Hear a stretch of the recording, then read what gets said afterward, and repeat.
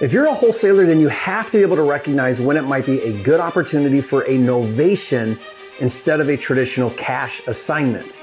Now in this video, I want to break it down for you. When you think about traditional real estate, you're going to find a distressed property owner. You're going to contract on that property at a steep discount for cash and convenience, for the speed and convenience of an all cash offer. And then you're going to assign that contract to a end cash buyer who's going to step in. They're going to take over the rights of your contract. They're going to purchase that property, and then you're going to earn an assignment fee. Now, a cash transaction has to be at the very bottom. It's the biggest discount because you need to assign that property to an end cash buyer who's going to do some kind of value add, and then they're going to rent it or flip it or whatever they're going to do.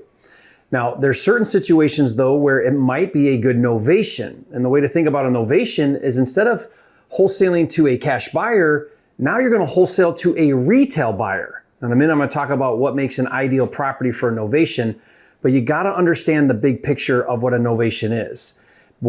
Technically what you're doing is you're changing from one contract, seller and you, to a new contract, which would be retail buyer and seller. So the reason why we have to change the contracts is because you cannot assign to a retail buyer who's getting a loan.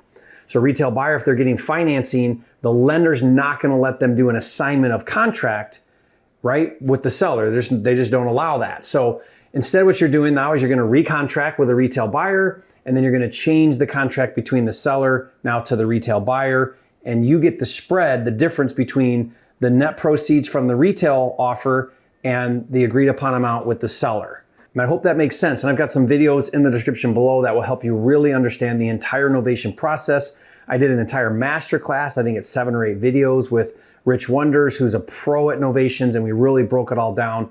I'll put the link to that in the description below. Be sure to check that out so that you can get a firm understanding of how novations work. Now here's why this is really important. Because you're gonna market to the exact same sellers when you do a low cash assignment or a novation. Nothing changes in your marketing. The difference now is that you're gonna identify, okay, this situation here with this seller would make a good novation. Now novations, if you do them right, they actually net you more than a typical cash assignment in a lot of cases. Not every time, but in a lot of cases. And the seller gets more money. So when is it an ideal situation for a novation? How do you recognize, okay, this is a low cash offer and this is a novation offer? Well, I put a side-by-side comparison. I identified the top things that you need to be able to recognize. So what I want to do is a comparison of those. So if you think about a cash assignment, there's got to be very high motivation. And when I say motivation from a level of like 0 motivation to a level 10 motivation, we're talking the 8, 9s, and 10s, right? Very high motivation, meaning there's something drastic going on in their life. There's some major catastrophe. There's some sort of distress, and they would rather have peace of mind than equity. They want the speed and convenience of a cash offer. So that's the other thing is it's got to be high urgency. The ideal cash offer is when someone really needs the cash as quickly as possible. And when I say quickly as possible, that's usually under 30 days. Sometimes 3 weeks, 2 weeks, sometimes a week. You know, if it's a pre-foreclosure and their foreclosure's next week, that's high motivation. So there's that high motivation, high intent, high urgency to close, and high equity. You can't make a low cash offer if there's no equity. It's just not going to work, right? So these are properties that have to have high equity, almost free and clear, or maybe just a little bit on there. But these aren't properties that have mid or low equity for a cash offer. Also, you're getting the biggest discount, like I mentioned. So on a cash offer, you're typically around 50% of its current as-is value. Now there's an entire formula of ARV, less repairs, less percentages, minus your wholesale fee and all of that. But at the end of the day, you're usually looking at 40, sometimes 50% of its current as-is value. That's the price you need to be at on a low cash offer.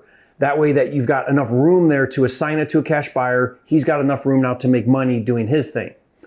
Okay, so again, that's the biggest discount of all real estate transactions. A low cash offer is going to be your biggest discount and your lowest price. And again, the biggest priority for a seller that's interested in a low cash offer is going to be the speed and convenience that cash offer provides. Because they're not waiting now. It's a quick close and they're getting the money in their pocket. Now, when would an ideal novation take place? Talking to the seller, same seller. But this time that seller's got some unique things going on. It's a little bit different situation. For example, they're at an average motivation. They're at maybe a 4 or a 5 or maybe a 6, right? They're not that high motivation, meaning they'll take that steep discount for some cash in 2 weeks. They want to sell, they are motivated, there's usually some distress going on, but they're not willing to take that super big discount because they're not that motivated, but they're still motivated, right? So again, if a 0 motivation would be a retail seller who wants the highest price the market can pay, and a 10 is a low cash offer situation, a novation is in the middle. They're at about a 5 motivation to kind of help you put that in perspective. These are properties that are not in really poor condition. They're in move-in condition. They're livable. They're usually dated, but functional.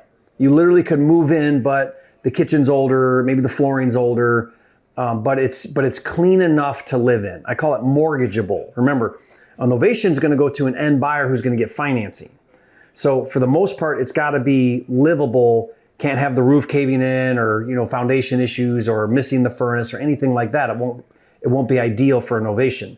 The other thing is that there's a lower urgency to close. This is a seller that can wait 60 days. A typical novation takes about 60 days. So they don't need the money next week. They can wait about 60 days. Also, the discount is not nearly as drastic as a low cash offer. If a low cash offer on a $300,000 house at 50% is 150, 50% of 300 as is value, about 150. A novation is more like 75% of the as is value. So about a 25% discount, not a 50% discount. See the difference? And so what you're doing now is you're able to pay the seller a whole lot more because you don't need the low cash offer because your exit isn't to a cash buyer, it's to a retail buyer. So they'll pay a whole lot more. Okay, this is the difference now between cash and novation.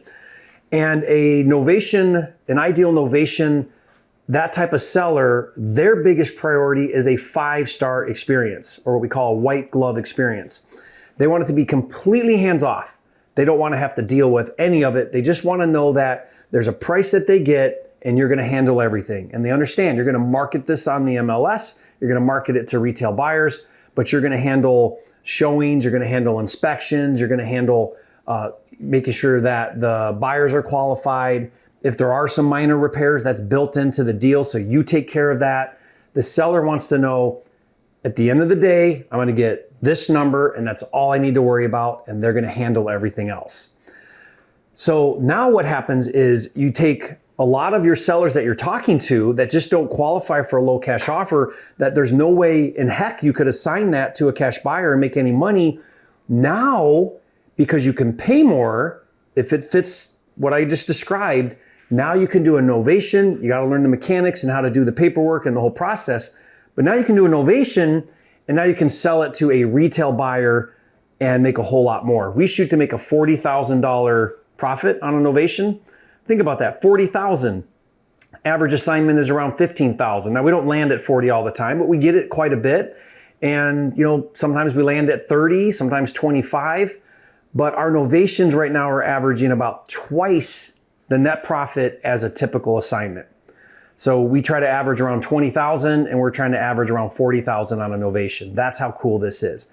So you're making more, seller's making more, but it's fitting that unique box of an ideal novation.